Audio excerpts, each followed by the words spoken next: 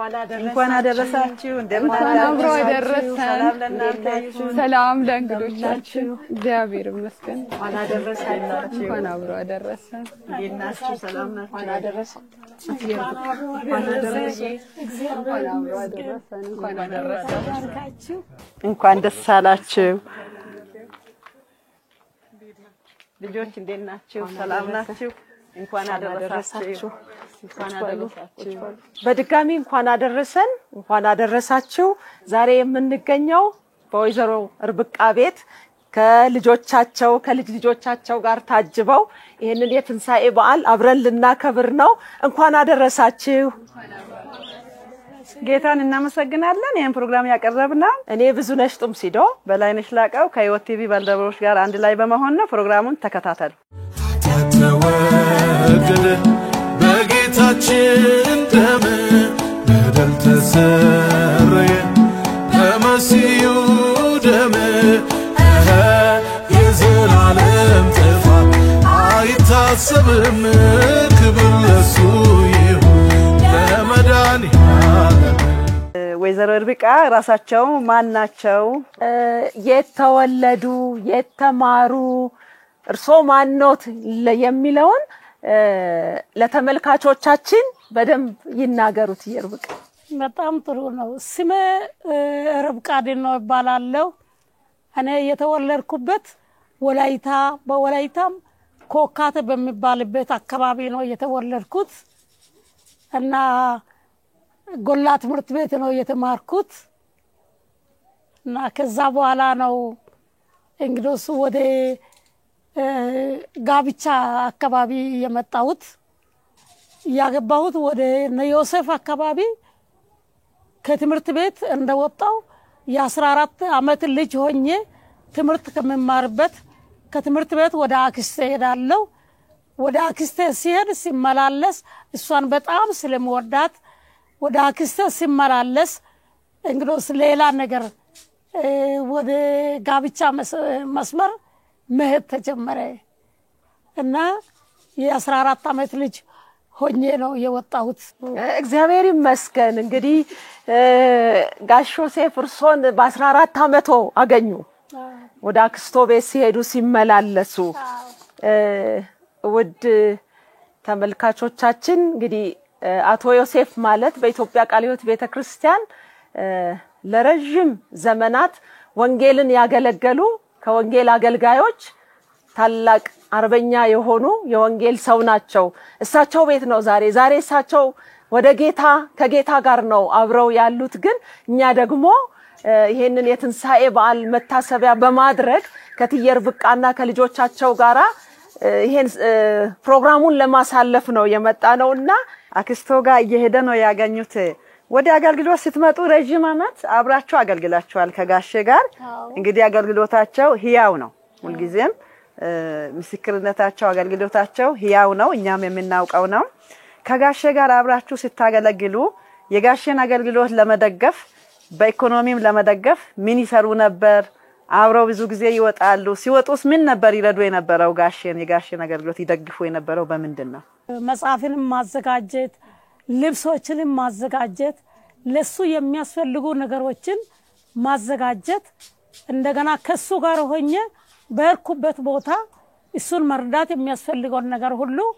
አብሬ ከሱ ጋር ሆኜ መርዳት ነው ብዙ ነገርን አንድ ላይ አድርገናል አንድ ላይ ለአገልግሎት ይወጡ ነበር በኢኮኖሚ ለመርዳት ምን ነበር ዋና ስራዎት እሱ ተጨማሪ ስራ ነበር ከአገልግሎት ሌላ ተጨማሪ ስራ የእጅ ሙያ አለኝ ብዙን ጊዜ ለወንጌል ስንወጣ የወንጌል ስንቅ ሁሌ አይኖርም እና ብዙን ጊዜ ስንቅ እንዳይኖር ከውጭም ከውስጥም ችግር ይኖራል በዚያን ጊዜ ስንቅ ይቆማል ስንቅ በሚቆምበት ጊዜ እጅ ስራ ይሰራለው እና በክሎሽ ምናምን ሹራብ ምናምን ይሰራለው የመጀመሪያ የሰራሁት እስከ አዲስ አበባ ከዳውሮ እስከ አዲስ አበባ መጥቶ እስከሚሸጥ ድረስ እጅ ስራውን ይሰራለው በዛ ኢኮኖሚን ይረዳ ነበር እንደገና ቀጥሎ ደግሞ በስንጀር ይሰፋለው በስንጀር የሚሰፋው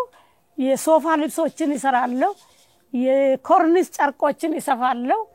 እንደገና ደግሞ ከዛ ቀጥሎ የኳር ልብስ ሁላ እስከ መስፋት ድረስ በዛ ብዙን ተጠቅመናል።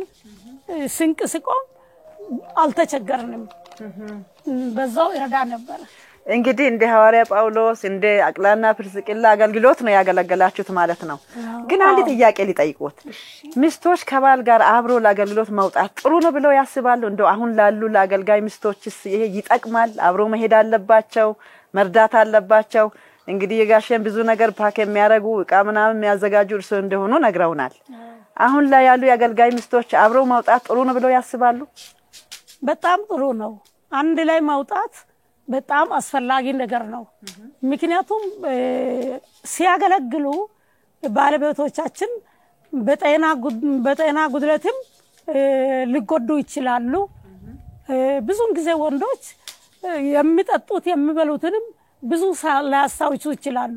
ስለዚህ ሚስቶች የባለቤቶቻቸው ጉዳት ምን እንደሆነ ለመከታተል ቢቻል አብሮ መውጣት ለአገልግሎትም እጅግ ኃይል ነው እና ይሄንን በጣም ይደግፋለሁ። እኔ መጀመሪያ ገና አገልግሎት ገና ስንጀምር ወደ ዳውሮ ጉዞ ስንጀምር አብረን ስንሄድ በአያ ስንቅ ቆጮ ስንቅ ጭነን ስንጓዝ አያችን የአምስት ቀን መንገድ ነው የሄድነው። 2 ቀን ስልጣና ወሰናል። 3 ቀን ከሄድን በኋላ 2 ቀን ስልጣና ከወሰድን በኋላ የሚቀጥለውን 2ቱን ቀን ጉዞ ስንጀምር የጫንናት አህያ በጭቃ ውስጥ ወርቃ በሷ ላይ የተጫነውን ልብሳችንና መጽሐፉን ስንቁንም እንደገና ተሸክመን አብረን ስንሄድ የመጀመሪያው እርዳታ አይሱ ነው። ከአህያዋ ወስጄ በጀርባ ተሸክሜ 2 ቀን መንገድ ተጉዣለሁ። የመጀመሪያ እርዳታ ነው። ትክክለኛ ረዳት ነው። እንደገና ደግሞ ከዛ ቀጥሎ እሱ የወንጌል ስራ ሲሰራ ምንም ወደኋላ መጥፎ ነው ጥሩ ነው የሚለውን አውቅም። ወንጌልን መስበክ ብቻ ነው። በዚያን ጊዜ ደግሞ እኔ ወንጌልን በሌላ መስመር በየት አስተላልፋለሁ ብዬ የአካባቢ ሴቶችን ሰብስቤ ልጆቻቸውን ፊደል አስቆጥራለሁ እና ልጆቻቸው ደግሞ ወደ ቤታቸው ለቡና እንዲጋብዙ ልጆችን ይወዳቸዋለሁ። የእናንተን ቤት አሳዩ ይላሉ። በዚያን ጊዜ ወደ ቤታቸው ይወስዳሉ እና ሲወስዱ በዛ ለእናቶቻቸው ወንጌልን ይመሰክራሉ። በዛ ነው። ትልቅ አገልግሎት ነው በእውነት። እግዚአብሔር ስሙ ይባረክ። ክብር ለጌታ ይሁን። እትየር ብቃ ለመጀመሪያ ወደ ዳውሮ ነው ለወንጌል አገልግሎት የተላኩት? አዎ ከጋሼ ጋር መጀመሪያ ከአባቶች ጋር የክረምት አገልግሎት ብቻውን ሄደ። እሱ እኔን ይዞ ለመሄድ የተጋባንበት ምክንያት ዮሴፍ ወንጌል ነው እንጂ ትዳርን አስቦ አይደለም። እሱ ለወንጌል ልሂድ ለወንጌል ብሎ ሲሄድ አንተም ትንሽ ነህ ያላገባ ደግሞ አይሄድም አሉ። ከዛ ጀምሮ ነው እሱ ስለ ጋብቻ ማጥናት የጀመረው እና እሱን አጥንቶ እንደ እግዚአብሔር ፈቃድ በቤተክርስቲያንና በቤተሰብ አንድነት ስምምነት ነው የተጋባ ነው። ግን እንደ ተጋባ በአራተኛው ወር እኔን ይዞኝ ወደ ኮንፈረንስ ሲሄድ ለወንጌል ዳውሮ የምትሄዱ ከአባቶች ጋር የምትሄዱ ወጣቶች ብለው ሲጠይቁ እጀለሳ አንተ ልጅ ነግረናል ያላገባ አይደለም አገብቻለሁ እቺና ይዤ መጥቻለሁ ብለው እጀን ጎትቶ ሲያነሳ በቃ እንዳለ መሪዎች በጣም ሳቁና እሺ ጥሩ ነው አሁን ያንተን ምኞትን ስለአጠናን ብዙ አመት ስለተከታተልን አንተ ከአባቶች ጋር ሂድ። ግን እሷም ትንሽ ልጅ ስለሆነች ከወላጆቼ ጋር ትቆይ ብለው እኔን መልሰው ለ4 ወር ከወላጆቹ ጋር ቆይቻለሁ። ከጋሼ ወላጆች ጋር ቆይቻለሁ። እግዚአብሔር ይመስገን። እትየር ብቃ በእውነት የናንተ ህይወታችሁ አገልግሎታችሁ ለምእመናን ትልቅ ትምህርት ነው ያለውና እኛም የናንተ አገልግሎት ተቋዳሾች ነን እግዚአብሔር ይመስገን እንደው በዚህ በአገልግሎት ሜዳ ላይ ከጋሼ ጋር አብረው ሁሉ ጊዜ ይወጣሉ እኛም እናቃለን የርሶንም የጋሼንም አገልግሎትና በዚህ በአገልግሎት ዘመኖ እርሶን እንደው ያጋጠመኝ ከባድ እንደው ተግዳሮት ብለው የሚሉትና ደግሞ በጣም በዚህ አገልግሎት ተደስቻለሁ የሚሉት ነገር ካለ እንደው ትዝ የሚሉት የሚያስታውሱት ነገር ካለ አዎ ትዝ የሚለኝ ነገር ቢኖር እኛ ሁለት ልጅ ታመነችንና የሷን ታናሽ ከወለድን በኋላ ዳውሮ ስናገለግል አሁን ዳውሮ ሀገር የወንጌል ስደት ነኝ ሀብታሞችንም መግደል በአጠቃላይ በሚጨርሱበት በዚያ ጊዜ በስደት ጊዜ ሁለት ልጆችን ስደቱ ስለበዛ መጽሐፍ ቅዱስ ትምህርት ቤት እሱ ያስተምራል እኔ ሴቶችን እጅ ስራ አስተምራለሁ በዚያ በቃ ስደቱ ስለበዛ ልጆቻችን ሁለት የመጀመሪያ ልጆቻችን አይሮፕላን በሚመላለስበት ጊዜ ወደ ወላይታ ልከን እኛ የኛን መጨረሻ እናያለን ብለን ስንጠብቅ አሁን የሚከሱ ሰዎች ምን ሆኑ ክርስቲያኖች የነበሩ ናቸው ግን ሲክዱ ምን አሉ አባቶችንና ልጆችን የሚያጋጭ ብለው ከሰሱ በቃ የሚሞትበት ጊዜ መሆን አለበት ብለው የመጨረሻ ሲሉ እኛ ቶሎ ብለን ሁለት ልጆችን ልከን ብንሞትም እንሞታለን ብለን አብረን የማህበር ሰዎች የዳውሮ ተሰብስበው መሪዎች ይጸልያሉ እኛ መንግስት የተከሰስንበትን ቦታ ፖለቲካ ቢሮ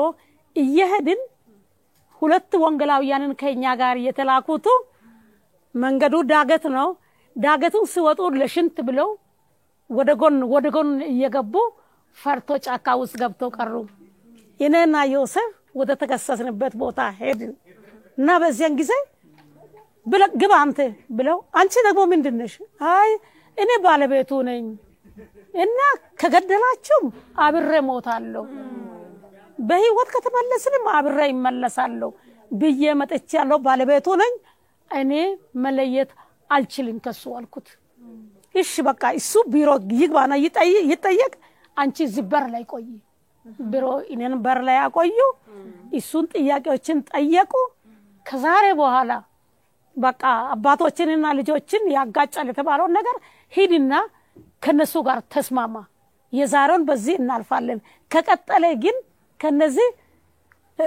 ከሳምንት በፊት 6 ሰዎች በሁለት ጉርጓት ከተረሸኑት ጋር እንደነሱ አንተም ትረሸናለህ ብለው ማስጠንቀቂያ ሰጥተው መለሱ መጽሐፍ ቅዱስ ትምህርት ቤትም ተዘጋ አይሮፕላንም ተከለከለ እኛ የ3 ቀን መንገድ በእግራችን ተጉዘን ወደ ልጆቻችን ወደ ወላይታ መጣን እና ከባዱ ተግዳሮት ችግር ብዬ ማይጠፋው ነገር ከአይምሮዬ እሱ ነው ሌላ ሁለተኛ ደግሞ 1974 ዓመተ ምህረት ዮሴፍ ወደ አሰብ ሄደ ያነ ልጆቻችን 4 ሆነዋል እሱ ወደ አሰብ ከሄደ በኋላ እንድትመጪ ብለው ስልክም ችግር ነው ግን በቃሌዎት አማካይነት ይጠራል በሰው ይልካል ተለይተን ስለማናውቅ እንደዚህ ስል ሁለት ልጆችን አሁንም አንዱን ታምነችን ለቤተሰቦቼ ታምነን ለዮሴፍ ቤተሰብ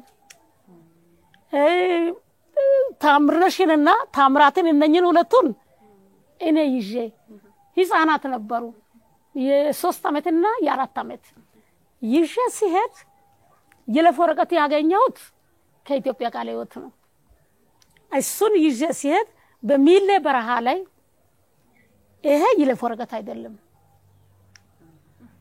ቃለ ሕይወት ጽፈት ቤት ብሎ የለፎረቀት እንዴት አግኝተሽ ትመጫለሽ ትወርጃለሽ ውረጂ ብለው ከመኪናው ውረጂ ያሉ በረሃው ሰማይና ምድር በቃ የተገጠመ የሚመስል ኢሳት የሚፈላበት በረሃ ነው አሰብ ሲከድ ማለት ነው ሚሌ በረሃ እና በዛ ውረጂ ሲባል ያለቀስኩ አይኔ ሲወርድ 59 ተሳፋሪ እንዳለ ከ60 59 እንዳለ እነኚህ ህፃናትን ጩጫ ልጆችን ይዛ እቺ ሴትዮ ወንድ የለም ማንንም በሌለበት ቦታ ስትወርድ እኛ አንድም በቃ ከሞትን ሁላችን መሞት አለብን ብለው የአውቶቡሱ ተሳፋሪ በሙሉ ወረደ እና ወረደና በቃ የሚሆኑትን አጣው እዛ አሰብ ሲገቡ ይጠየቃሉ ብለው መለሱ ሄድን አሰብ ሄድን እግዚአብሔር ይመስገን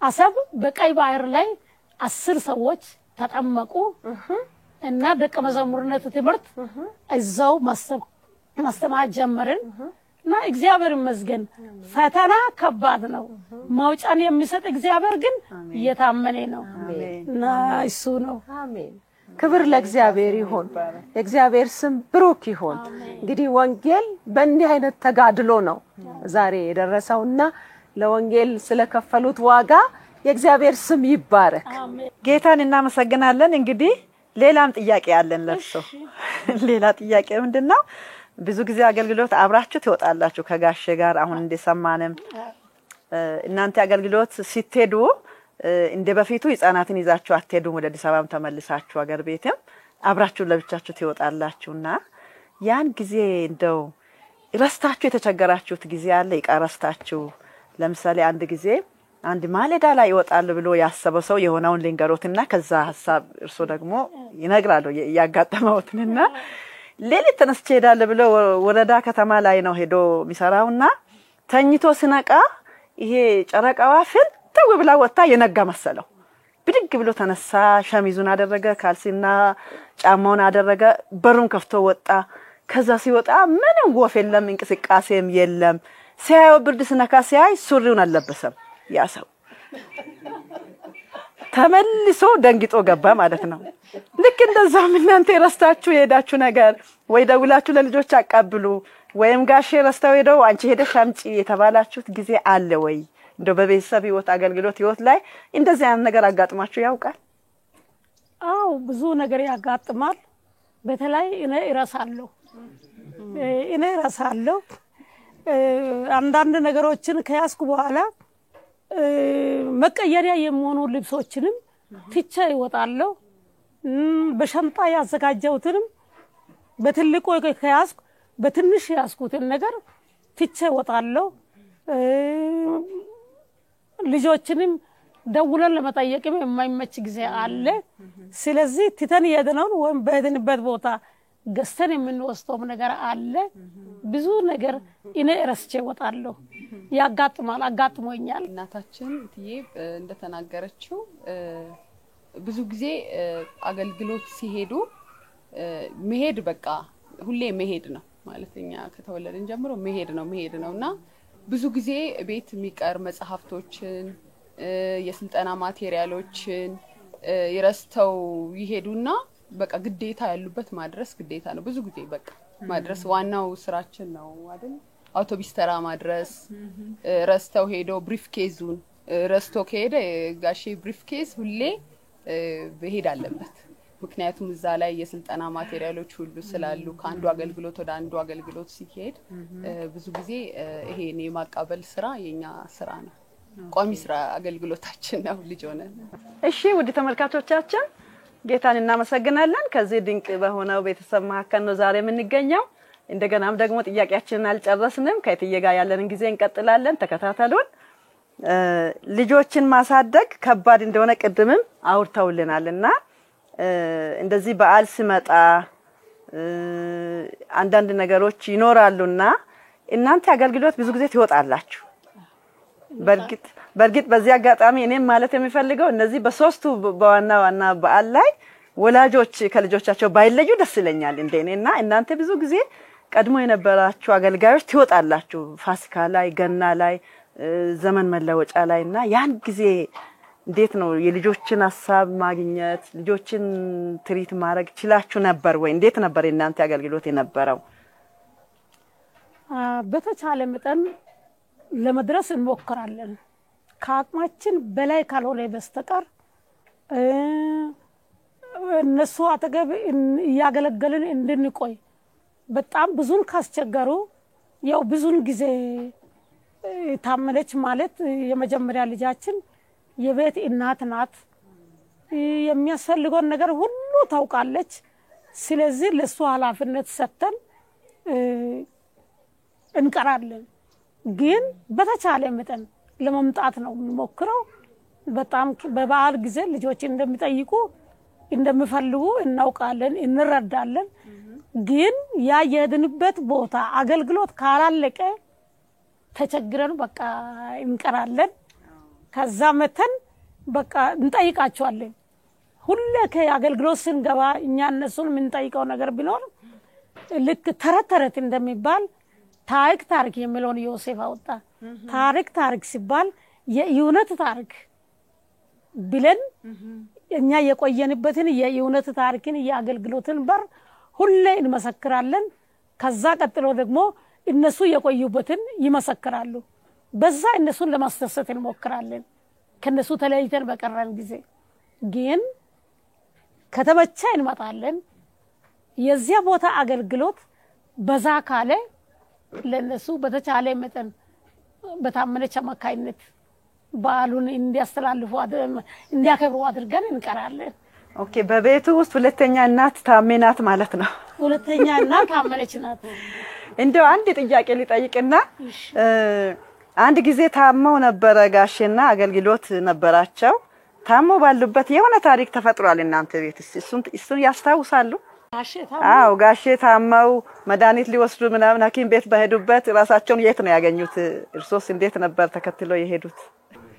አዎ፣ ታይፎይድና ታይፈስ የሆነ ብቻ ወባም ተገኝቶ በጣም አሞት ነበርና በጣም አሞት ሐኪምም እንዳትወጣ ምክንያቱም ይሄ በጣም ጉዳት ላይ በሚያደርስ ሁኔታ ነው ያለው፣ ስቴጁ ጥሩ አይደለም እንዳትወጣ። ያው ጋሼ ሁሉ ጊዜ ቢታመምም እንደማያርፍ ያው ብዙዎች እናንተም ታውቃላችሁ።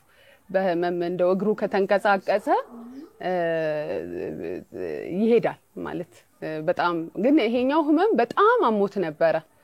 ሐኪምም እንዳይወጣ ብሎት ነበር፣ ሰውነቱንም አድክሞት ነበርና እኛም በቃ አሁን እንግዲህ በጣም አሞሃል፣ መድኃኒቱን መጨረስ አለብህ፣ ቀጣይ ላለ አገልግሎትም መዳን አለብህ ብለን ቤተሰብ እናታችንም አሁን ራስታው ይሆናል ግን አዎ ተነጋግረን እንዲያርፍ ብለን መርፌ ይወስድ ነበርና በጣም የገረመኝ ጋቢ ለብሶ ነው ሐኪም ቤት የሚሄደው። መርፌ ሊወስድ ወጣ። በጠዋት ያው ሲወጣ ያው ተከታታይ መርፌ ስለነበረ ለመርፌ ወጥቷል ብለን ቁርስ አዘጋጅተን ጠበቅን። የለም አይመጣ። ግራ ገባን። አረ ጆሲ የለም ትላለች ማዘር እና ሂዱ አባታችሁ የት እንዳለ። ከዛ ግራ ገባን። ረፈደ።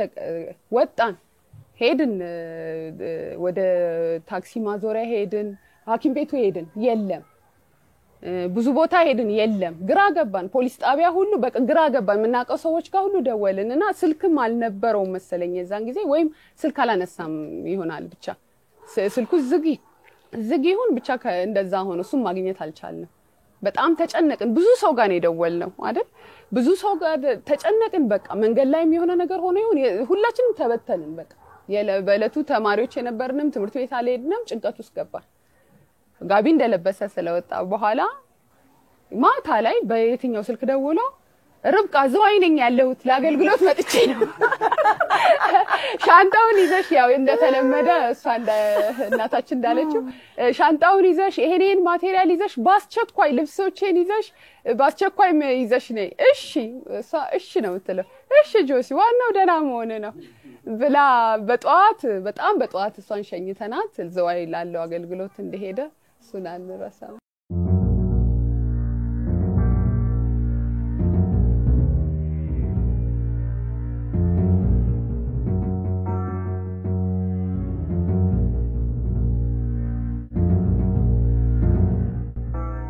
እትዬ ርብቃ እርሶ የአገልጋይ ሚስት ኖት። እንግዲህ ከጋሼ ጋራ ለረጅም ዘመን በወንጌል ጌታን አገልግለዋልና ዛሬ ዘመን ላለን ለአገልጋይ ሚስቶች እንደው ምን ይላሉ? ምን ይመክሩናል? ምን የሚሉት ነገር አለ? ያ ሁሉ ዘመን ለአገልጋዮች ዘመኑ በጣም ጥሩ ነው። እንደኛ አልነበረም አይደለም። ስለዚህ በአሁን ጊዜ ቴክኖሎጂ በበዛበት ዘመን ቢሆንም ሚስቶች ወይም እህቶች አብሮ ከባሎች ጋር ሆነው ማገልገል በጣም አስፈላጊ ነገር ነው። ምክርን ይፈልጋሉ። ደግሞ ጥያቄ አለ። ከባለቤት ጋር የሚወጣ ወንድ በየትኛውም መስመር ይፈልጋል። ሲያስተምር መጽሐፉን ለሱ አዘጋጃለሁ፣ ማስታወሻዎችን አዘጋጃለሁ፣ ልብስ መቀየሪያዎችንም አስተካክዬ አዘጋጅቼ አቀርባለሁ እና ወንዶች ብዙን ጊዜ ብዙ ነገር ላይ ያሳውሱ ይችላሉ። ስለዚህ እህቶች በጎን ሆነው መርዳት ለወንጌል ቀኝ እጅ እንደሆነ እኔ በራሴ ስለተረዳው ከእህቶች ጋር ከባለቤቶች ጋር መውጣት በጣም ጥሩ ነው። አንድ ሰው ምን ጊዜም አንድ ነው ምንም ጎበዝ ቢሆን። ስለዚህ ሁለት ሆነው ሲወጡ ቁጥር አንድ አብሮ ከመጸለይ እና ተጋግዞ ከመውጣት ጋር ሁለት ሆኖ መውጣት በጣም ያስፈልጋል። አለመለየት በጣም አስፈላጊ ነገር ነው የምለው። እንግዲህ ትልቅ ትምህርት ነው ለኛም እዚህ ላለንም ለሚያዳምጡ ሁሉ ትልቅ ትምህርት ነው። በእውነት አድማጮቻችን በተለይ ሴት እህቶቻችን ይሄን ሰምታችሁ አገልጋይ ሚስቶች አብራችሁ መሄድ ዕቃቸውን ማዘጋጀትና የሚረሱትን ነገር መርዳት መጽሐፍ ቅዱሳዊም ነው። እንደው የኢኮኖሚ ሁኔታ ሆኖ ነው እንጂ ተላይቶ መኖሩም ብዙም አይፈቀድም። ይሄንን ትምህርት ከሳቸው ብንማር ደስ ይለናል። አሁን ደግሞ እንኳን አደረሳችሁ ማለት የሚፈልጉ ማመስገን የሚፈልጉት ሰው ካለ ድርጅትም ካለ እድሉን ለርሶ እንሰጣለንና እንኳን አደረሳችሁ በሏቸው። እንኳን አደረሳችሁ። እግዚአብሔር ይመስገን እና አብሮ ማገልገል እጅግ አስፈላጊ ነገር ነው። ይሄንን ለአገልግሎት ብዙን ለሚደግፉን ሁሉ ለደገፉን እየጸለዩ ለቆዩት ሁሉ እግዚአብሔር በበረከቱ ይባርካችሁ እና ብዬ በጣም ለማመስገን እወዳለሁ። ብዙዎች በመጸለይ ነው ይሄንን ያህል እድሜ ባሪያን ዮሴፍን ጌታ እስኪጠራው ድረስ እንድናገለግል እንድንበረታ እንደዚህ ወልደን የልጅ ልጅ ሁላ እስከምናይ ድረስ የበቃ ነው። መጀመሪያ በእግዚአብሔር ብርታት ነው። ቀጥሎ ደግሞ የላከቿ የቤተ ክርስቲያን ጸሎት ነው። የቃለ ሕይወት ዋና ጽሕፈት ቤት ጸሎት ነው። የወላይታም ከአጥቢያ ከርጊሎ ከራሱ ቸርች ተጸለዩ ነው የወጣ ነው። ቀጥሎ የወላይታ ቃለ ሕይወትም በጸሎት ሸኝተዋል። ቀጥሎ ኢትዮጵያ ቃለ ሕይወት ቤተ ክርስቲያን ወስዶን ለወደ ብዙ ቦታ እስከምንሄድ ድረስ እኛን በጸሎት ላገለገሉት ለረዱን ሁሉ እግዚአብሔር በረከቱን ይስጣችሁ። እንኳን አደረሳችሁ እላለሁ። በወይዘሮ ርብቃ ቤት ያለንን ቆይታ አልጨረስንም። በድጋሚ እንኳን ለትንሳኤ መታሰቢያ በዓል በሰላም አደረሳችሁ። ተወገደ በጌታችን ደም በደል ተሰረየ በመሲሁ ደም የዘላለም ጥፋት አይታሰብም። ክብር ለሱ ይሁን ለመድኃኒዓለም። አሁን ወደ ልጆች ነው የማልፈው። ማን እንደሆናችሁ ስንተኛ ልጅ እንደሆናችሁ ራሳችሁን ታስተዋውቃላችሁ? ታመነች ዮሴፍ እባላለሁ። ለእናቴና ለአባቴ የመጀመሪያ ልጅ ነኝ። በቤተሰቦቼን ለማስተዋወቅ ባለቤቴ ካጠገቤ ያለው ኤፍሬም መርጊያ ይባላል። ልጆቼ የመጀመሪያ ልጅ ሳሙኤል ኤፍሬም፣ ኤልሻሎም ከሳሮን ዋላ ያለችው እና ቃላብ ኤፍሬም ናቸው። 3 ልጆች አሉ። አመሰግናለሁ። ስሜ ታምራት ዮሴፍ ይባላል። 3ኛ ልጅ ነኝ። 2ኛ ወንድ ልጅ ነኝ። እሷ ባለቤት ናት፣ ፍሬት ገሮ ትባላለች። ሳሮን ታምራት ደግሞ እዛ ያለች እና 9 ዓመቷ ነው። ታምርነሽ ዮሴፍ ይባላለሁ። 4ኛ ልጅ ነኝ። ባለቤቴ አጋጣሚ በስራ ምክንያት እዚህ አልተገኘም። 3 ልጆች አሉን። የዲዲያ ሐዋዝ፣ ዳግማዊ ሐዋዝ እና ግሩም ሐዋዝ 3 ልጆች እኛ ናቸው። እግዚአብሔር ይመስገን። እንኳን አደረሳችሁ። እግዚአብሔር ይመስገን። ኦኬ እኔ ስሜ ምህረቱ ዮሴፍ ይባላል። ከቤቱ የመጨረሻ ልጅ ነኝ፣ 6ኛ ልጅ ነኝ። እሷ ባለቤቴ አመለ ወርቅ ሰላሙ ትባላለች። እዛ ጋር ደግሞ 2 ልጆች አሉኝ። የመጀመሪያው ልጄ ስሙ ባስልኤል ምህረቱ ይባላል። ሁለተኛዋ ደግሞ ሻሎም ምህረቱ ትባላለች። እግዚአብሔር ይመስገን። ክብር ለጌታ ይሁን። እንግዲህ ወደ ጥያቄ አልፋለሁኝ። ታሜም ታምርነሽም ታምራትም ምርዬም ያገልጋይ ልጆች ናችሁ። እናንተ እንደ አገልጋይ ልጅ ያገልጋይ እንደመሆናችሁ መጠን በእናንተ ላይ የነሱ አገልግሎት በጎ ተጽዕኖ የምትሉት ነገር በእናንተ ህይወት ላይ የሰራው በጎ ተጽዕኖና ተግዳሮት ደግሞ በተጓዳኙ ተግዳሮት ደግሞ ምንድነው? መልካም ተጽዕኖ ያገልጋይ ልጆች በመሆናችሁ ምን ተረፋችሁ? ምን አገኛችሁ? እንግዲህ የአገልጋይ ልጆች መሆናችን በራሱ በጎ ተጽዕኖ አለው።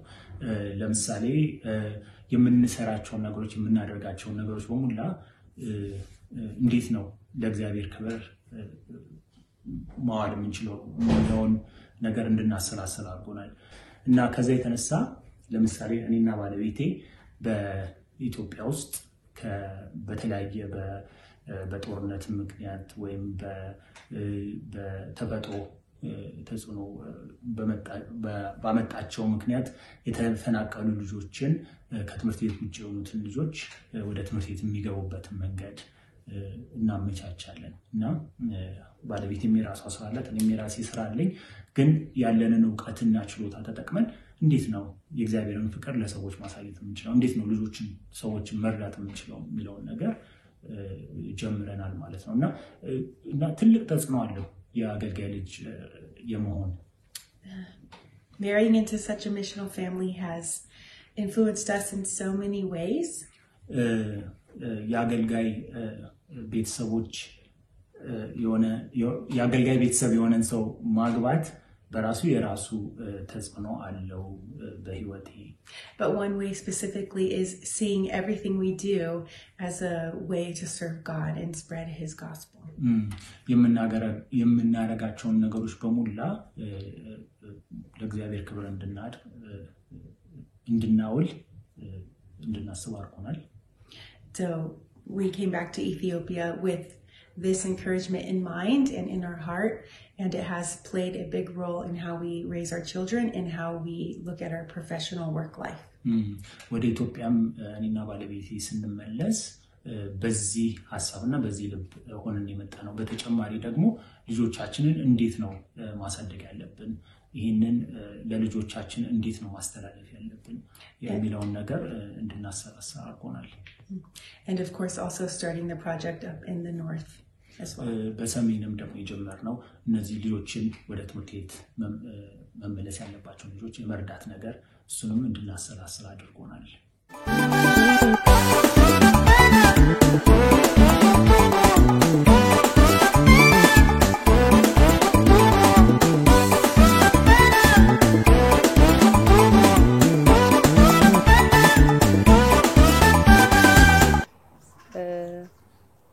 የአገልጋይ ልጆች በሆናችን በእኛ ላይ ወንድሜ ሜሪዬም እንዳለው ትልቅ በጎ ተጽዕኖ አሳድሮብናል።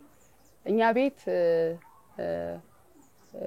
ብዙ ስነ ስርዓቶች አሉ፣ ብዙ ህጎች አሉ እናታችንና አባታችን የሚያወጡት። አንደኛው የስጦታ ነው፣ ሌላው የቅጣት ነው፣ ሌላው ራሳችንን እንዴት እንደምናስተዳድር ያለ ህግ ነው አሉ። ሌሎችም ከነሱ ጋር ተያይዘው ብዙ ህጎች አሉ። ያው አገልጋይ ልጆች እንደ መሆናችን ወላጆቻችን ወደ ብዙ ቦታ ስለሚሄዱ እነኛን ህጎች መርሆችን እንደ ቤተሰብ አባታችን እና እናታችን ያስቀምጡታል። ሁሉ ጊዜ ስጦታን በተመለከተ አባታችን በጣም በከተማ ውስጥ እኔ እንጃ አሁን ብዙ አይነት የስጦታ ወረቀትን ይጠቀማል። ስጦታው ግን አንድ አይነት ነው እና ሁሉ ጊዜ ይዞ ይመጣል። በቁጥራችን ልክ 6ታችንንም ይዞ ይመጣል ጠቅልሎ። ከዛ እናያለን በቃ ስጦታ ሰዓት ፕሮግራም ከተደረገ በኋላ ስጦታ ይሰጣል ሲሰጥ ክፈቱ ይለናል ስንከፍት መጽሐፍ ቅዱስ ነው ሌላም ጊዜ ቆይቶ ስናረግ ዛሬ ቀይ ተሰጥቶን ከሆነ በሌላ ጊዜ ደግሞ ሌላ ከለር ያለው ወይ ሳይዞ አነስ ያለም ያ መጽሐፍ ቅዱስ ነው ሁሉ ጊዜ እንደዛ ነው ስጦታ የሚሰጠንና በወቅቱ ምንድነው ሌላ ነገር ቢሰጠን የሚል ልጆች ስለሆነ እንላለን ግን ሁሉ ጊዜ ያባታችን ስጦታ እና የናታችን መጽሐፍ ቅዱስ ነው ስጦታ በቃ እኛ ቤት መጽሐፍ ቅዱስ ከመብዛቱ የተነሳ የመጡ እንግዶችም ይዘው ይላል ምክንያቱም ስጦታዎች ሁሌ እና ዛሬ ላይ ቆመን ትልቅ ነገር እግዚአብሔርን እንድንፈራ ረድቶናል ሌላው ቅጣት ነው እኛ የኛም ቤት ቅጣት እናታችንም አታስጥል የመጣው በእለቱ የመጣ እንግዳ ማያስጥል ምክንያቱም ቅድም እንደነገርኳችሁ መርህ አለ ምንድነው አንዱ አንዱን የመጠበቅ መርህ አለ አንዱን የመጠበቅ ማለት እኔ ሁሉንም የመጠበቅ ግዴታ አለብኝ ተከታይ ከክስር ያሉትን የመጠበቅ ቀጥሎ ያለች ሁሉም እንደዛ የመጠበቅ ስነ ስርዓት አለ የወጣ መመሪያ አለ ስለዚህ የመጨረሻው ቢርዬ ቢያጠፋ ሁላችንም እንገረፋለን በቃ እኔ ባጠፋ ነው የኔ ብቻ ለነሱ ማይሆነው እንጂ የኔ የሁሉም ቅጣት ነው መቀበለው ምክንያቱም ታላቅ ስለሆንኩ ሁሉንም የመጠበቅ ኃላፊነት አለብኝ እና እሱ ብቻ ሳይሆን በጣም የሚገርመኝና በወቅቱ ያናድደኝ የነበረ ጥቅስና እንድናነብ ይለጥፋል የማይቀጣ ልጅ ድቃላ ነው የሚል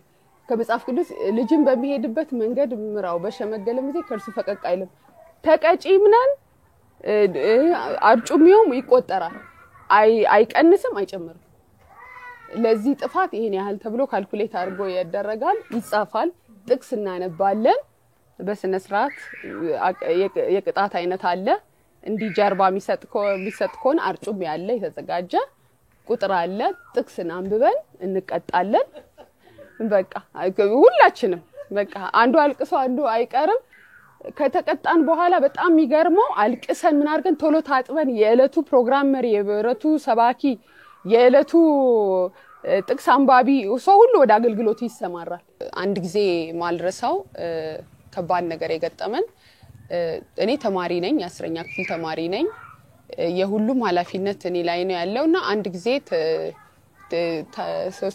የኔ ታናሽ ታምራት ውሻ ነከሰው እና ያው ተከታታይ ስለሆነን በእድሜ ከዛ በቃ በጣም ውሻ ነከሰውና ተሸክሜ እሱን በጀርባዬ ተሸክሜ የግድ ኤስአይም ግቢ እናቴ በፊት እዛ ተሰራ ስለነበረ የሚያውቁን ፈረንጆችም አሉ በቃ ፓስተር እንዲወስዱ በጣም በቃ ውሻን ሳስብ ውሻው ምናልባት የታመመ ያበደ ሊሆን ይችላል ብዬ ስለተጨንቄ ደም እንዲ የፈሰሰኝ ይዤ በጀርባዬ አዝጌው ይዤ ሲሄድ በጣም እሱም ያው ኪሎአችን ተመጣጣኝ ስለነበር አብሬ ይዤ ገደል ውስጥ ወደኩኝ እማረሳው እና በቃ ያለቀስኩ ከዛም ተነስቼ ተሸክሜ ይዤ ሄድኩኝ እዛም የነበሩ ፈረንጆች ወሰዱ ፓስተር እሱንም ውሻውም እንዲመረመር አረጉሱ አረሳውምና ብዙ ከባድ ነገር ገጥሞናል በጎ ነገር ምንድነው ወላጆቻችን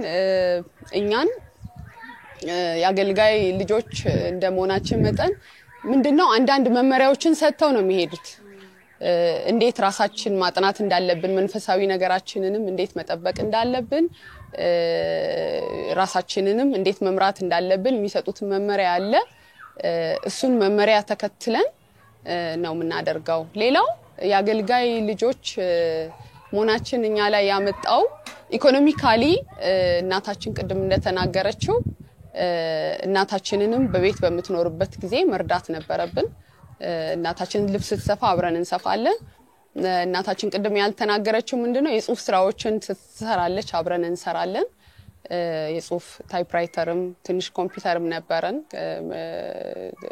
ልጆች ሆነን በነበረን ሰዓት እሱንም እንሰራለን እና በእኛ ላይ በጎ ተጽዕኖ አምጥቶልናልና ሌላው ምንድነው ኢኮኖሚካሊ ቤታችን ይሄኛውን ቤታችንን ጭቃ እኛው ራሳችን በአንድ ላይ ሆነን ልጆች ሆነን አብኩተን ነበረ ለጭቃ ለጣፊ ብቻ ነው የሚመጣው ምክንያቱም ያ ምንድነው ውጪ የሚወጣውን ገንዘብ ለመቀነስ ብለን የምናደርጋቸው ነገሮች ናቸው አሁን በህይወታችን ያመጣው ምንድነው በችግርም ህይወታችንንም በመምራት ያመጣው ጠንካራ እንድንሆን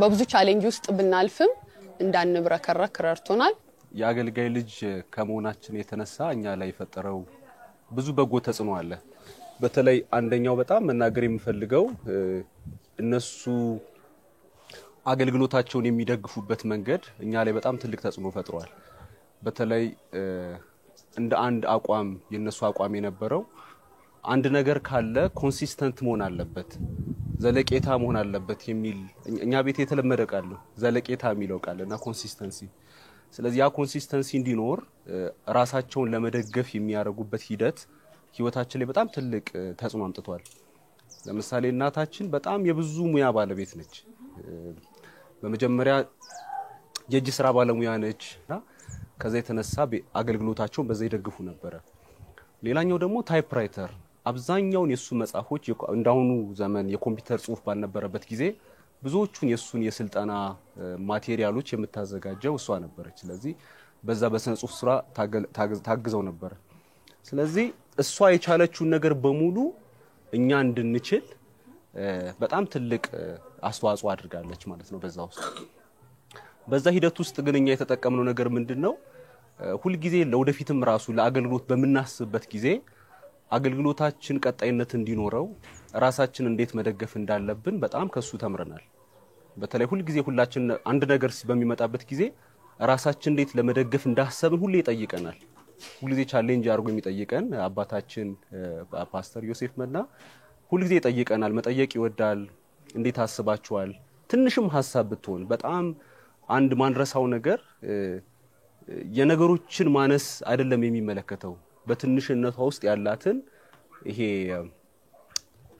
መልካም ጅማሮ መሆኗን ማረጋገጥ ይፈልጋልና ምንም አይነት ሐሳብ ቢኖረን ሐሳባችንን ጠይቆ ግድ የለም እቺ ትንሽ ጅማሮ ብትሆንም ግን ያደገች ትሄዳለች ብሎ በጣም በዛው ውስጥ ኢንካሬጅ ያደርገናል ስለዚህ በአገልግሎትም አሁን ባለንበት ቦታ በመናገልበት ግልብገት ሁኔታ ውስጥም ራሳችን እየደገፍ እንድናገለግል እግዚአብሔር ሐሳብ በዛው ውስጥ መቀጠል እንደሚችል በዛው ውስጥ አሳይቶናል እግዚአብሔር የተባረከ ይሁን እንግዲህ የአገልጋይ ልጆች መሆናችሁ ትልቅ ባርኮት ነው ስራ ወዳዶች እንድትሆኑ ራሳችሁን እንዴት በራሳችሁ መቻል እንዳለባችሁ ተዚለኛል መጋቢ ዮሴፍ አቤኬማ የሚል መጽሐፍ ጽፈዋል 86 87 አካባቢ ይሄ አቤኬማ ማለት ራስን በራስ ማስቻል ነው ስለዚህ ይሄ ራይ እናንተ ውስጥም ሰርጿል ማለት ነው እግዚአብሔር ስም ብሩክ ይሁን ምሬ ብጨምራለሁ አንድ ቃል እሱ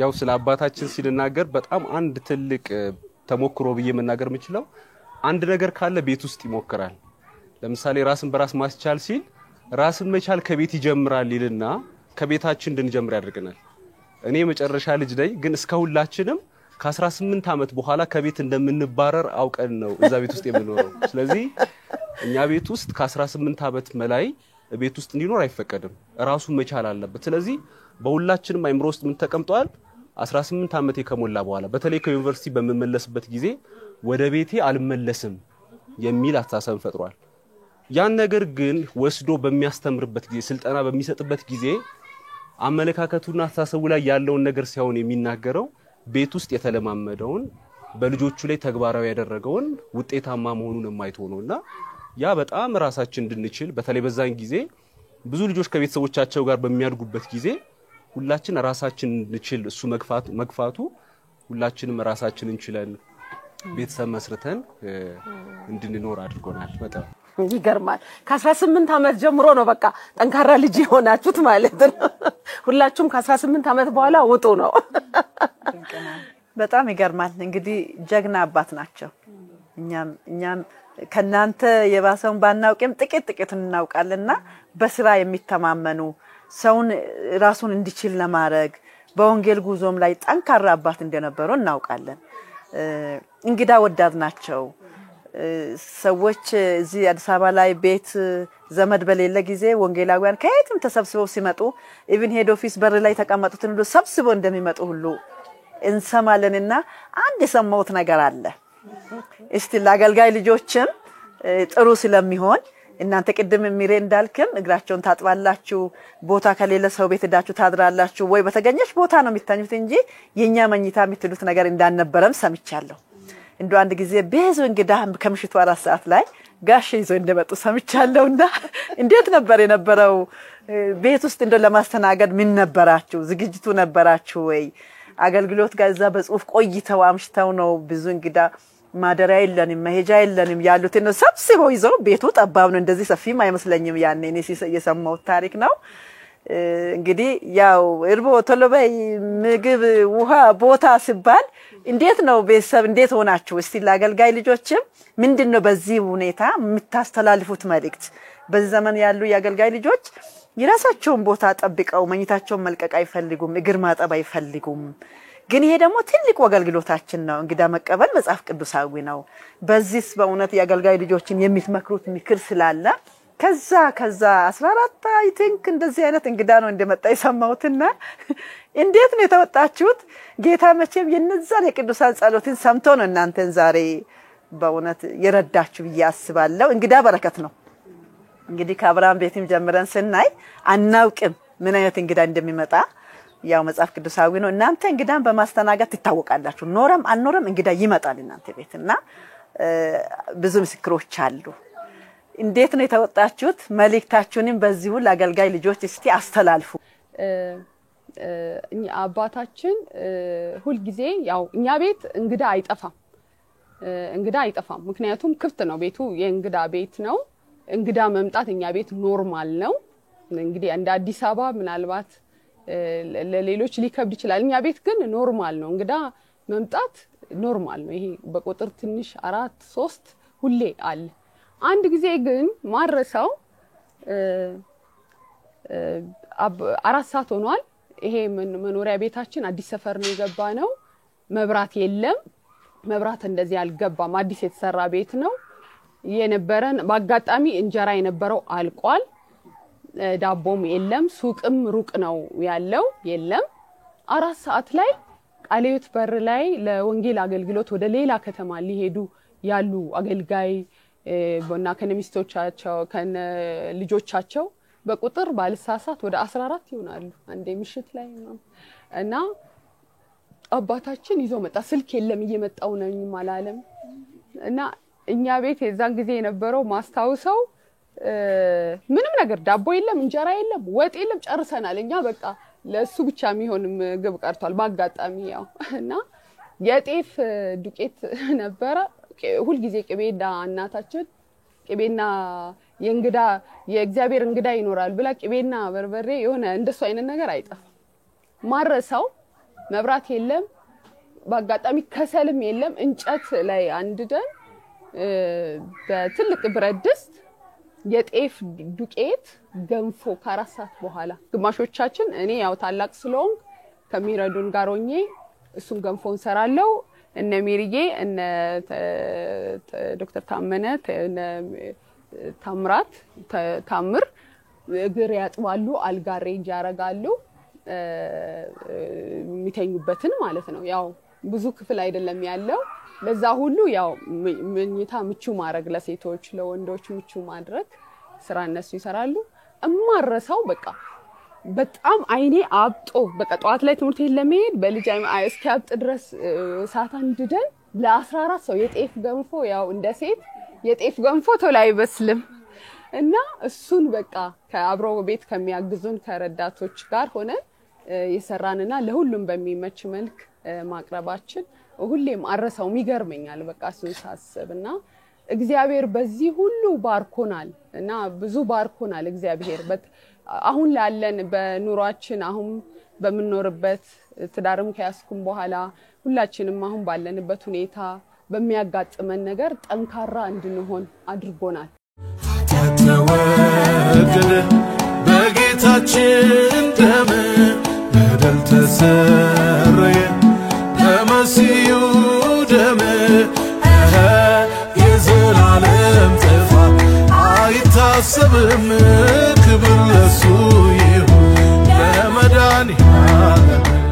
ጌታን እጅግ አድርገን እናመሰግናለን። ውድ ተመልካቾቻችን እንግዲህ ይሄ ሁሉ የሚቀዳ ህይወታቸው የሚቆረስ ነገር ነው እየሰማን ያለነው። እንግዲህ እንግዳን መቀበል፣ የእንግዳን እግር ማጠብ፣ ወላጅን በሚያስፈልገው ሁሉ መርዳት አገልግሎት እንደሆነ ከዚህ ቤተሰብ እየተማርን ነው። ስለነሱ ጌታን እናመሰግናለን። በድጋሚ እንኳን ለትንሳኤ በዓል አደረሳችሁ እያለን ጥያቄያችንን አልጨረስንም። ምናልባት በዚህ ሐሳብ ላይ ሚሬ የሚጨምረው ነገር ካለ እድሉን ላንተ ልስጥ። ሁሉም ላይ የተገነባ ነገር አለ። በተለይ ከላኛው ስንመለስ ከታመነች ተነስተን ስንመጣ ብዙ ኃላፊነት ከማድረግ የተነሳ ማኔጅመንት የማድረግ ኮኦርዲኔት የማድረግ ትልቅ ነገር ነበረ። አቤክማ ቀድም ያላችሁትን የመጀመሪያውን እዛ ላይ ያለውን ከበሩን የሳለው አሁን ዶክተር ታመነ ዮሴፍ እሱ ነበር ያን ስዕል የሳለው። ስለዚህ እዛ ጋር ስዕሎችን ይሰል ነበር። እንዳሁኑ ዲጂታል ፕሪንት አልነበረም።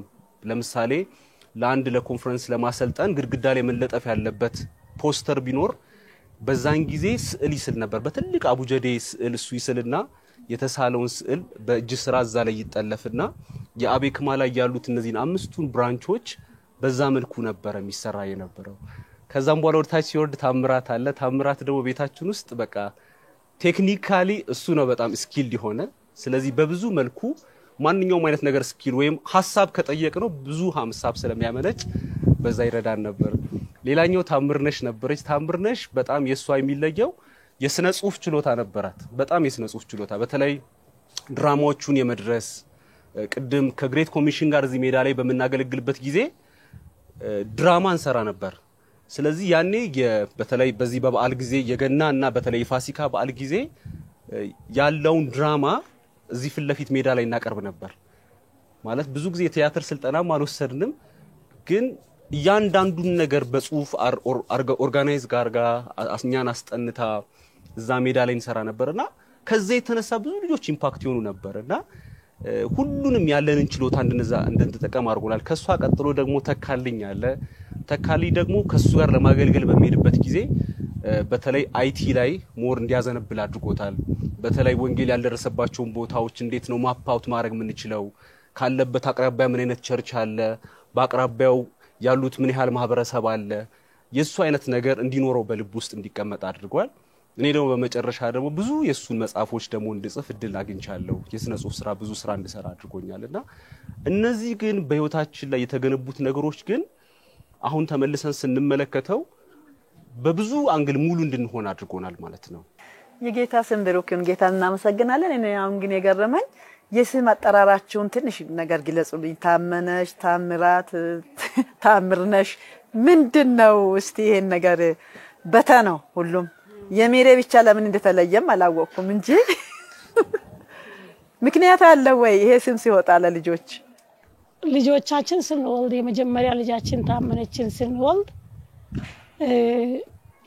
ወንድሜ ዮሴፍ ሴቶች በነገር ሁሉ የታመኑ እንዲሆኑ የሚለውን ጥቅስ ከመውሰድ የተነሳ የመጀመሪያ ልጅ ሴት ስትወለድ ሴቶች በነገር ሁሉ የታመኑ እንደሆኑ ከምሎ የተነሳ የመጀመሪያ ልጅ ስም ታመነች አለን እና ከዛ ቀጥሎ ታመነ ተወለደ። ሴቶች ብቻ አይደለም ወንዶችም የታመኑ መሆን አለባቸው ከማለት የተነሳ የሁለተኛ ልጃችን ስም ታመነ ብለናል። ሶስተኛ ልጃችን ታምራት ሲወለድ ኃይለኛ የስደት ጊዜ ነበር። በስደት ጊዜ ዮሴፍ መዘመራን በየቦታ ይገረፉ ነበር እና ይገረፉ የነበሩትን መዘመራንን ከቀበሌ ወደ አውራጃ ለመውሰድ እንደነገ ቀጠሮ ባለ ጊዜ ከቤተክርስቲያን መሪዎች ጋር ለጸሎት ሄደው እዛው አድሮ ጧት ሲመጣ እኔ ደግሞ በእለቱ የእናቶችን ኳየር ሄጄ ቤተክርስቲያን ኳየር አገልግዬ ማታ መጥቼ ማንም የምረዳ ልጅም አልነበረም። ያኔ ተነስቼ ወደ ቤት ሲገባ ምጥ ያዘኝ። ረጅም መንገድ በእግሬ መጥቻለሁ። እንደገና የባለቤቴን እናቴ መጡትን እርሳቸውን ምግብ ሰርቼ አብልቼ እግራቸውን ለማጠብ ሲቀመጥ ምጥ ስለጀመረ በቃ አልመቻለ። እርሳቸው አሁን ከኔ አንቺ የበለጠውን ታውቂያለሽና ነው እኔን የሚታታልዩ አንቺን ምጥ ጀምሮሻል ቁጭ አርጊና የት እንደሆነ የምትሄዱበትን ቦታ እንሄዳሉ እንደዚህ ሲሉ ሐኪም ቤት ቅርብ ነው እሺ እንሂድ ብዬ እርሳቸው እኔን ይዘው ሄዶ ሐኪም ቤት እንደገቡ በ20 ደቂቃ ምጥ ታምራት ተወለደ እና ታምራት ሲወለድ እዛው እኔም እርሳቸውም እዛው አደርን ጧት ጸሎት ቦታ አድረው መጽሐፍ ቅዱስ አስቀምጠው ለጥያቄ ወደ አውራጃ ሄዳለሁ ብሎ ዮሴፍ ሲመጣ ቤት ማንንም የለም ምንድነው ሲባል ሆስፒታል ሄዳለች ሆስፒታል ተከትሎ ሲመጣ ወንድ ልጅ ተወልዷል ልጁን እንደዚህ አይተው ይሄ ድንቅ ነው ስለዚህ ኢየሱስም ታምራት ነው ይህ የእግዚአብሔር ስራ ወደ ምንሄድበት ቦታም እንዲቀድም የእግዚአብሔር ድንቅ ስራ በእኛ ላይ ሰርቷልም ይሰራል ይያለ የልጁን ስም ታምራት ብሎ ሰይሞ ሄደ ነው እና ቀጥሎ ደግሞ ታምርነሽ ስትወለድም ልክ እንደዛው በቃ እሱ በሱ ታምር ከተሰራ በዚህም ታምር ይሰራል እያለ የሷን ስም ታምርነሽ አለ እና ታምርነሽ ከተወለደች በኋላ አምስተኛ ነፍሰ ጡር ሆኜ ኪውባ ወደ ኢትዮጵያ በገባበት ጊዜ ኪውባዎች በነፃ ስለሚሰሩ እኔ እርግዝናዬን ሲከታተለኝ የነበረው ዶክተር በሌለበት ቦታ ድንገት ነፍሰ ጡር ማለት ምጥ ያዘኝ ምጥ ሲይዝ ኪውባዎች እኔ ሆስፒታል እንደገባው ሄፓታይተስ አሞኝ ስለነበር የኔን ዶክመንት ስለሰሙ በሆደ ውስጥ እንዲህ ጭምቅ አድርገው በቃ ሐኪም ቤት አምስተኛ ልጄን በሆድ ውስጥ ገደሉ ከዛ በኋላ ልጅቷ ሞታ ተወለደች ይህ ታሪክ ካለፈ በኋላ ሌላ አምስተኛ ልጃችን ወንድ ልጅ ተወለደ እግዚአብሔር በሞተችው ልጅ ፋንታ ተካልኝ እያለ ተካልኝን ተሰየመ የመጨረሻና ስድስተኛ ልጃችን ሚረቱ ሲወለድ አመት ሚረቱ በጣም 77 አመት ሚረት በጣም የራብ ጊዜ ነበር ኃይለኛ የራብ ጊዜ ለአገልግሎት ስንሄድም የራብ ጊዜ እግዚአብሔር በድንቅ ሁኔታ ልጆቻችን ያው እሷም እንደመሰከረች እኔም እንደመሰከርኩ እግዚአብሔር በድንቅ ሁኔታ ሲመራን ቆይተናል ስለዚህ 77 አልቆ 78 መግቢያ ላይ ስለተወለደ እግዚአብሔር ይሄንን አመት የምህረት አመት እንዲያደርግልን ብሎ እሱ ከወሳይና ከአገልግሎት ሲመጣ እኔ ሆስፒታል እሱን ወልጄ ተኛው ሄዶ ልጁን ይዘው እግዚአብሔር አዲሱን አመት 78 መሸጋገሪያው ጌታ በምህረት እንዲጎበኘን በማለት ኢየሱስም ምህረቱ ተብሎ ተሰየመ ደስ ይላል እግዚአብሔር ይመስገን እግዚአብሔር ለጋሽ ዮሴፍ የሰጠው ጥበቡ ዕውቀቱ በጣም በእውነት እግዚአብሔር የተጠቀመባቸው ሰው ናቸውና ለትውልድ ትልቅ አሻራ አሳልፈው ጥለው ያለፉ ሰው ናቸውና የእግዚአብሔር ስም ብሩክ ይሁን ብዙ ጊዜ ሰዎች እንደዚህ ስማቸው ተከታታይ ነው ምንድነው ዛሬ ነው እኔ ራሱ በደንብ የገባኝና እግዚአብሔር ይመስገን ስለጋሽም አገልግሎት ስለትየርብቃም የልጆችን በጎ ተጽኖ ምንድነው ብለን ብዙ ነገር ተጫውተናልና እንደው አሁን በመጨረሻ ልጠይቃችሁ የምፈልገው ነገር ይሄን ያባታችሁን የመጋቢ ዮሴፍን ሌጋሲ ለማስቀጠል ምን እየሰራችሁ ነው ምንስ እያደረጋችሁ ነው እንግዲህ ጋሼ የስነ ጽሁፍ ሰው ናቸው ብዙ መጻፍትን ጽፈዋል በወንጌል ላይ ማለት ነው ብዙ ደግሞ አዳዲስ ነገር ክሬት ያደርጋሉ እንደ ኢትዮጵያ ቃልዮት ቤተክርስቲያን ብዙ ነገር ተጠቅመናልና ይሄን ሌጋሲ ለማስቀጠል ይሄንን የወንጌል አገልግሎት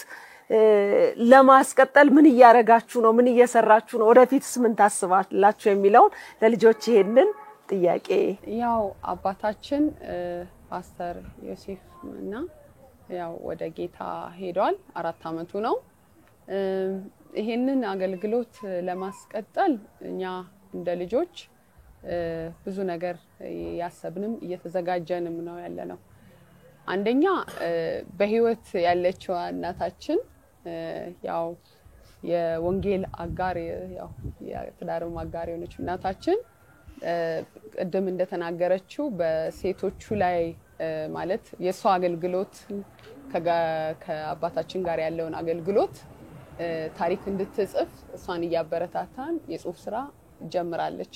ሌላው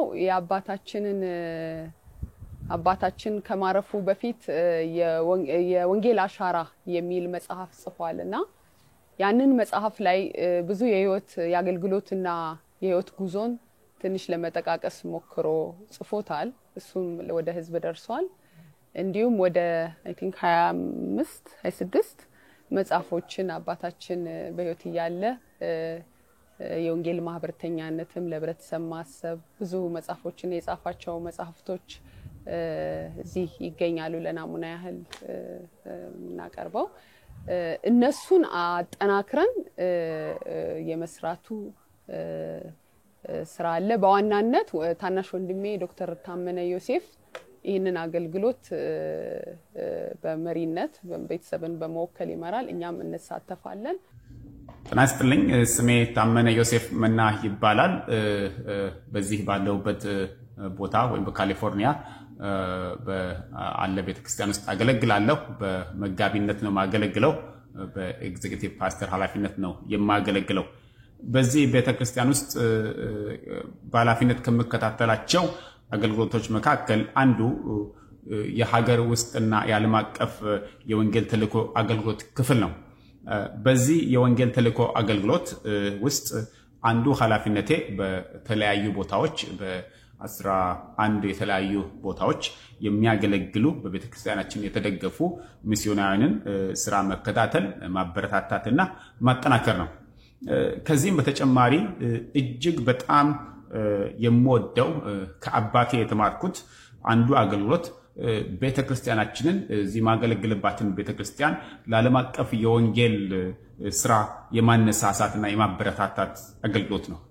ለዚህ ስራ ትልቅ ሞዴል የሆነኝ የአባቴ ዮሴፍ መና ራእይ የሆነው የወንጌል ማህበርተኛነት ራእይ ነው።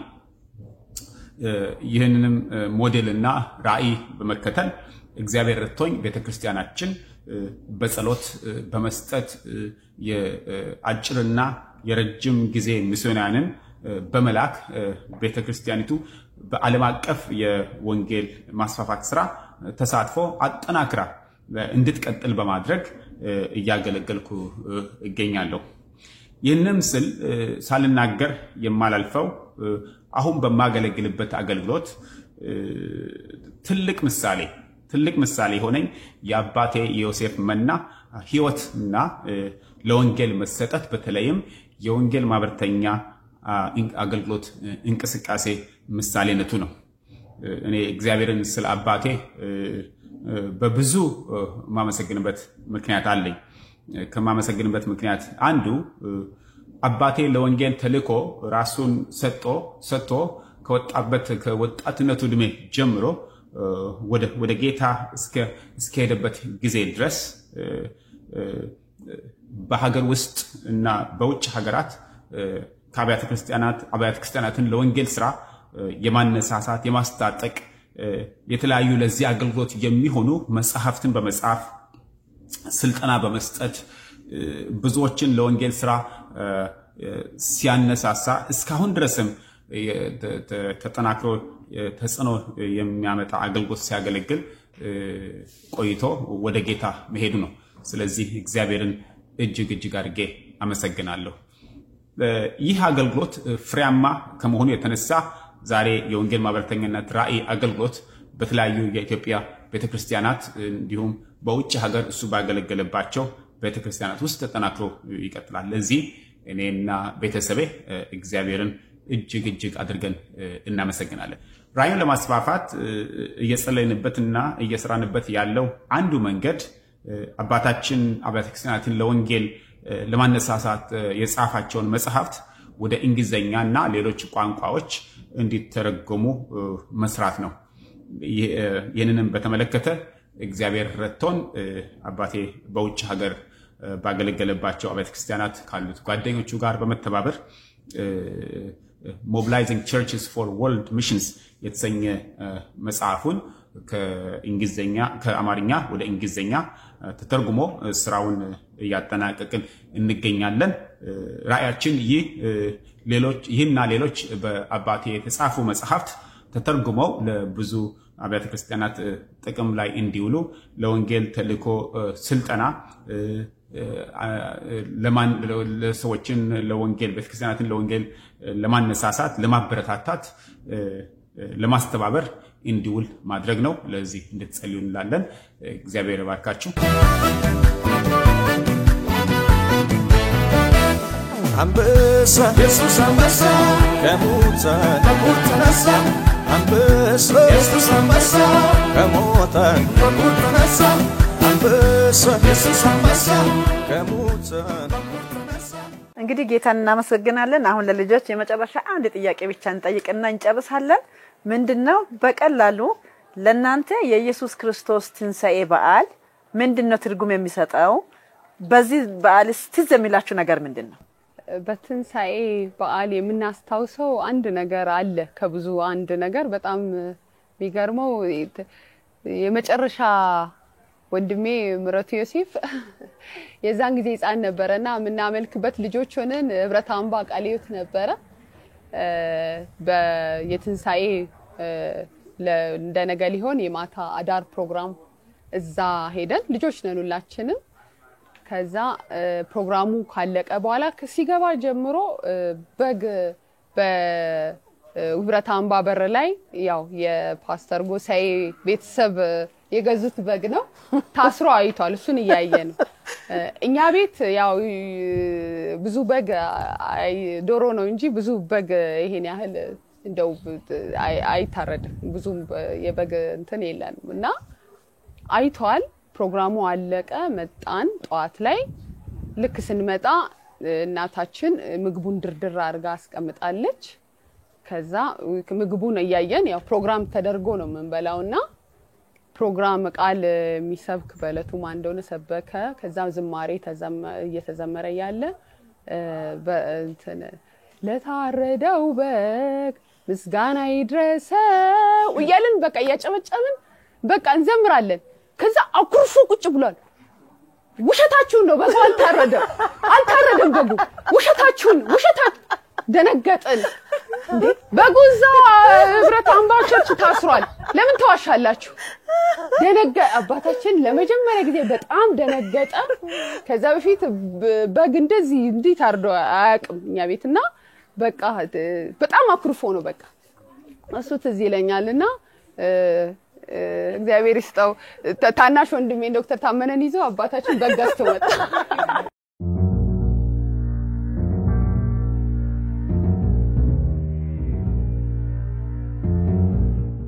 የኛ ቤት እንደሚታወቀው ምንድነው የማህበራዊ ኑሮና አገልግሎት የሚባል የተለያየ ነገር የለም።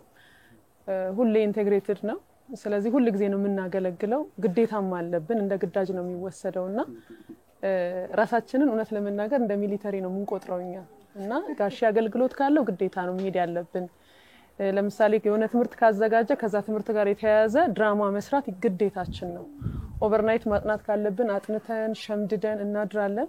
ከዛ ያንን ነገር ደግሞ ፕራክቲስ አድርገን ወጥተን ደግሞ ያንን ድራማ እንሰራለንና ገብቶን አይደለም ተረድተን አይደለም ተረድተን ሳይሆን ግን የእውነት ግዳጅ ሆኖብን ማለት ነው። በቃ ቤት ውስጥ የመኖር ህግ ሆኖብን ነው የምናደርገው እና ለምሳሌ ለአገልግሎት ወደ ሌላ ሀገር ሲሄድ ይዞን ይሄዳል። ለምሳሌ ድራማ ብዙ ጊዜ ድራማ ሲሆን እኔ ነኝ ኦርጋናይዝ ማደርገውና ለምሳሌ ሁለት ሆነን ሄደን እናቃለን እኔና ታመነች ድራማ ልንሰራ። በዛ ሰዓት ግን 4 እና 5 ሰው ሆኖ የሚሰራው ድራማ ነው የምናቀርበውና ያንን ግማሹን እዚሁ ሰርተን በቴፕ ሪከርድ አድርገን መሀል ላይ እኛ እየሰራን ሪከርዱን ደግሞ ፕሌይ ያደረግን ነው የምናገለግለውና እግዚአብሔር ትልቁ ነገር ማለት የምፈልገው ነገር ምንድነው ቢገባንም ባይገባንም ማገልገላችን መልካም ዘር ነበርና ያ ዘር ለኛም ለትውልዳችንም ጠቅሞናል። ጀነራል የሆነ ነገር ነው ማውራት የፈለኩትና ምንድነው በዚህ አካባቢ የወንጌል ትልቅ ኢምፓክት ተሰርቷል በእኛም ላይ። እኛ አካባቢ የኛ ቤተሰብ ከአካባቢው ካሉት ቤተሰቦች ጋር በእድሜ እኩያም ነው። ለአንዳንዶችም ታላቅ ታናሽ ሊሆን ይችላል። ግን ቤት ውስጥ ያለነው ልጆች ያደግነው አስተዳደግ ትምህርት ላይ ያለን መርህ አገልግሎት ላይ ያለን መርህ አካባቢው ላይ ተጽኖ ከማምጣቱ በእውነት በዚህ አካባቢ አንድም ተራ ልጅ የወደቀ ልጅ የማይረባ ቦታ የሆነ ልጅ የለም እና ምሳሌ ነው የሚባለውና ሌሎች ልጆችንም ከኛ ጋር መተው እንዲጫወቱ ያደርጉ ነበር እና ብዙ ሪስትሪክትድ ሆነን ያደግነው ግን ያ አስተዳደጋችን እኛን ከምንም ነገር አላጎደለንም ሌሎች ግን ወደኛ መተው መልካም ነገር እንዲማሩና በዚህኛው እንዲቀረጹ እንደ ሞዴል እንድንወጣ ሆነናል እና የገና የፋሲካ ጊዜ ማስተዋወሰው ምንድነው እኔ አዳር ፕሮግራም አለ አዳር ፕሮግራም ሄደን አድረን እንመጣለን እና ብዙ ጊዜ በቃ ያቺን አትለኛ ነፃነት የምትሰጠን አዳር ፕሮግራም አድረን እንመጣለን አንድ ሁለተኛ ቅጣት ያሉት ላይ የበዓል ቀን አንቀጣም በቃ በዓልም በጣም ኢንጆይ የምናደርገው በዓል ቀን ስለማንቀጣ ነው ችግሩ ግን የበዓል ቀን ያጠፋነው ይመዘገብና ሌላ ቀን ላይ እንቀጣ እንችላለን እና እነዚህ አይነት ኢቨንቶች አሉ ሌላው በበዓል ጊዜ ብዙ ጊዜ ላይገኙም ይችላሉ አገልግሎት ኖሮባቸው ግን በቃ ያንን በዓሉን ሳይሆን እኛ ላይ ገዝፎ ያለው አገልግሎት ለነሱ ግዴታቸው ነው እዛ ውስጥ ግን አብረን እንዴት ነው አገልግሎታቸውን ባለን ነገር ድራማም ቀደም ምረቱ ሲናገር ነበር ችሎታው ኖሮን አይደለም ፎርስ እንደረጋለን ኢቭን አንዳንድ ቀን እንግዳ ከመጣ በቃ ልጆች ግቡና ቶሎ ድራማ አዘጋጁና ነው ይባላል እና እንዴት ነው አሁን ቁጭ ብሎ እንግዳ እንደ ቡና ቁርስ እንደሚቀርበው አጭር ድራማ ማዘጋጀት ግዴታችን ነውና ፈጣን ሆነን እንድናስብ ኦርጋናይዝድ ሆነን እንድናስብ ባለን ነገር ላይ እንድንወስን ለምሳሌ አንድ ጊዜ ጀልባ ምንድነው አሳዎቹን ሲያጠምዱ ያለውን ስሩ አሉንና ገብተን በካርቶን አሳዎች ቆራርጠን ሰርተን በትልቅ ሳፋ መዘፍዘፊያ ቁጭ አድርገን ከዛ የሆነ እንደዚህ እንደ ዳንቴል ነገር አምጥተን በሱ በጣም ቀላል ነገር እኮ ነው ግን ለማስመሰል እንደከበደን አድርገን አሳ ስንጠምድ ሰርተናልና ብዙ ጊዜ የምንሰራቸው ስራዎች ኑሯችን የኛ ትምርትና ወይ እንደ ልጅ ኖርማል እድገት ብቻ አልነበረ በእያንዳንዱ ነገር ላይ አገልግሎቱን ሰፖርት እናደርግ ነበር አብረን እንሰራ ነበርና እሱ ነገር ምረቱ እንዳለው ራሳችን እንድንረዳ ራሳችን አገዝ እንድንሆን ችግሮች ላይ እንዴት ነው ደካሞችና በቃ ጥገኞች ወይ ደግሞ ሚረዳን ሰው ፈላጊዎች ሳንሆን ከራሳችን አልፈ ለሌሎች መፍትሄ የምንሰጥ ሆነን ኦርጋናይዝድ ሆነን እንድናድግ እንድንጠነክር ምክንያት ሆኗል ይሄንን ነው ማለት እንፈልገው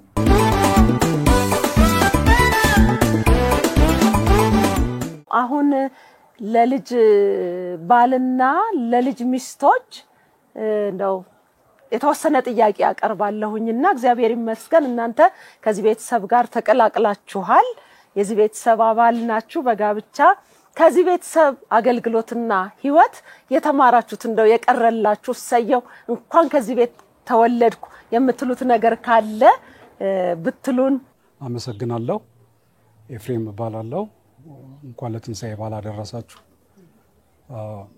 ያው እኔ ከነጋሽ ጋር የምንተዋወቀው ጎረቤት ስለነበርን ከታምንሽ ጋር ሳንጋባ ገና ልጅ እያለሁ ነው የምንተዋወቀውና ብዙ ነገር ተምሬያለሁ ከነጋሽና ከትዬ ህይወት ትልቁ ነገር ዋና የተማርኩት ምንድነው የአገልግሎት ፍቅር ለአገልግሎታቸው በጣም የተሰጡ ናቸው እና ለአገልግሎት ዋጋ መክፈልን አገልግሎትን ማክበር ከጋሽና ከትዬ ህይወት ተምሬያለሁ ጋሽ ያመማቸውን ቢሆኑ ለአገልግሎት ሲወጡ እንደሚወጡ እኔም ምስክር ነኝ ከዚህ ይሄንን ተምሬያለሁ ሌላው ጽናትን ተምሬያለሁ በተለይ ከተጋባን በኋላ እኛ እዚህ ቤት እንኖር ነበርና ጋሽ የመጨረሻ ህመማቸውን እየታመሙ በዛ ህመም ውስጥ ሆነው ብዙ መጻፍቶችን 3 መጻፍቶችን እንደጻፉት እዚህ ይለኛል ይሄ ጽናትን ነው ውስጣቸው ያለው ራእይ ስላላለቀ በመጻፍ ማስፈር አለብኝ ብሎ እስከመጨረሻ ሲታገሉ እኔ አንዳንድ ቀን ስራ ያልኩኝ ቀን ጋሽ ለምንድነው አያርፉም ይላቸዋል ይደርሳል ምን ይሆናል ብለው እስከመጨረሻ ይሰሩ ነበርና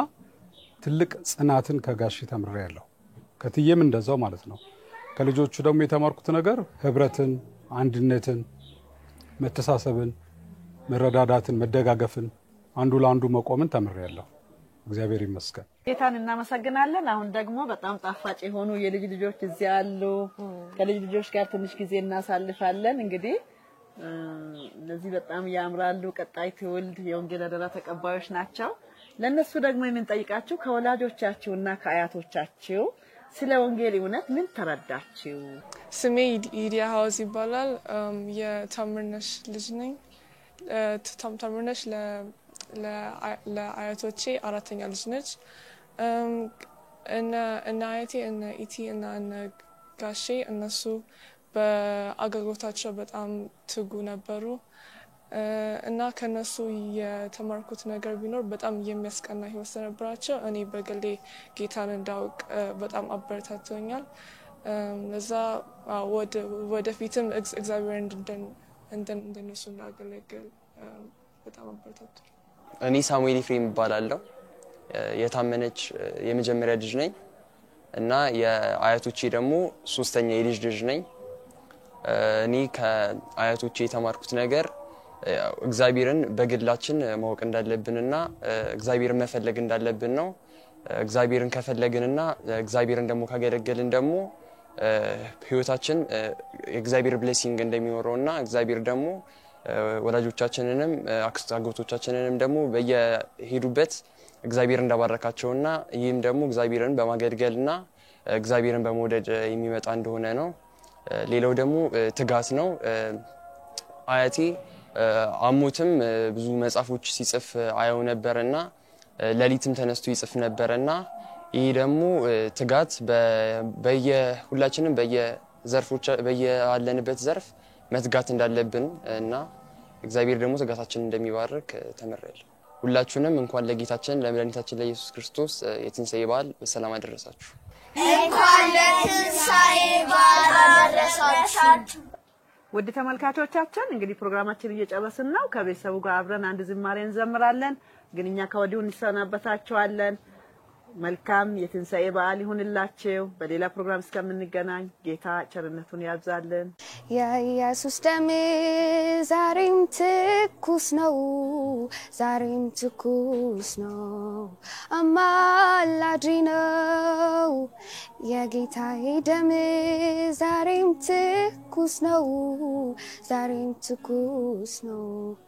አማላጅ ነው የሰው ዘር ሁሉ ያዳም ስህተት ይዞት ወደቀ ወደ ጥፋት ማንም እንዳይድን ይሄን ቢረዳ ሊከፍለው መጣ የኃጢአት ዕዳ ወየሌዳ